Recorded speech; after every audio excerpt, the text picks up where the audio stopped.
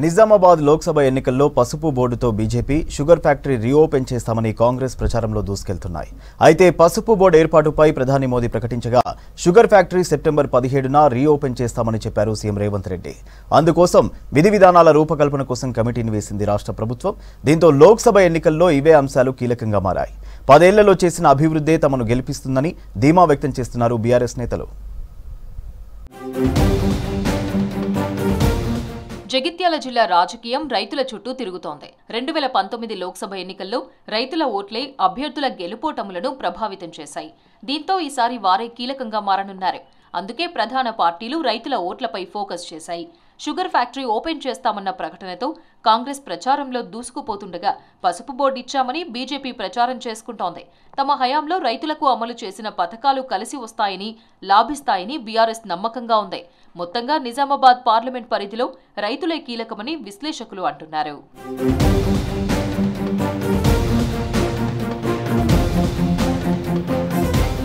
2015 December 23న Nizam sugar ఫ్యాక్టరీలకు యూనిట్లు lay off ప్రకటించాయి. అప్పటి నుంచి చెరకు రైతులతో పాటు కార్మికులు ఉపాధి కోల్పోయి పోరుబాట పట్టారు. రైతుల ఆకాంక్షలకు అనుగుణంగా మొన్నటి అసెంబ్లీ ఎన్నికల టైంలో కాంగ్రెస్ అగ్రనేత రాహుల్ గాంధీ పీసీసీ చీఫ్ హోదాలో CM Revanth Reddy Nizam sugar factory reopen చేస్తామని హామీ ఇచ్చారు. ఇందుకోసం కమిటీని కూడా ఏర్పాటు చేశారు. కమిటీ సిఫార్సులు రెడీ చేసే పనిలో ఉంది. నిజామాబాద్ కాంగ్రెస్ అభ్యర్థి జీవన్ రెడ్డి నామినేషన్ సందర్భంగా హాజరైన సీఎం రేవంత్ సెప్టెంబర్ 17న షుగర్ ఫ్యాక్టరీ తెరిపిస్తామని ప్రకటించడంతో రైతులు, కార్మికుల్లో ఆశలు రేకెత్తాయి. దీంతో రైతులు తమకు మద్దతుగా నిలుస్తారని కాంగ్రెస్ భావిస్తోంది.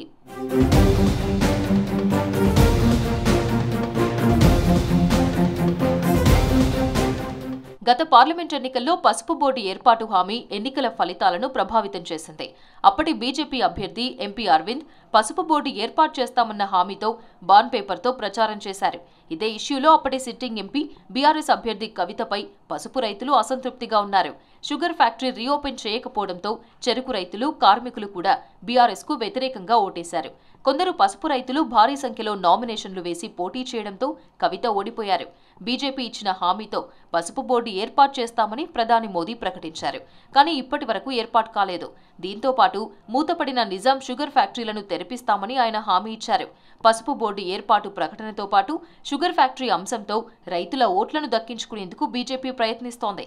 మరోవైపు బీఆర్ఎస్ తన 10 ఏళ్ల పాలనలో రైతులకు అమలు చేసిన పథకాలు, సంక్షేమంపై ఆ పార్టీ ఆశలు పెట్టుకుంది.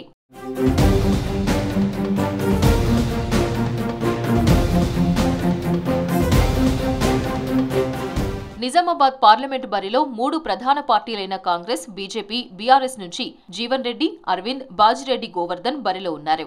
రాష్ట్రంలో అధికారం కోల్పోవడంతో పాటు మాజీ ఎంపీ కవిత జైలుకెళ్లడం ఆ పార్టీ శ్రేణుల్లో నైరాశ్యం నెలకొంది. దీంతో పాటు ఆ పార్టీ అధికారంలో ఉన్నప్పుడు రైతులకు ఇచ్చిన హామీలను అమలు చేయకపోవడంతో ఇప్పటికీ వ్యతిరేకత కొనసాగుతూనే ఉంది. దీంతో బీఆర్ఎస్ ఓటు బ్యాంకును తమ వైపు తిప్పుకునేందుకు కాంగ్రెస్, బీజేపీ అభ్యర్థులు తీవ్రంగా యత్నిస్తున్నారు.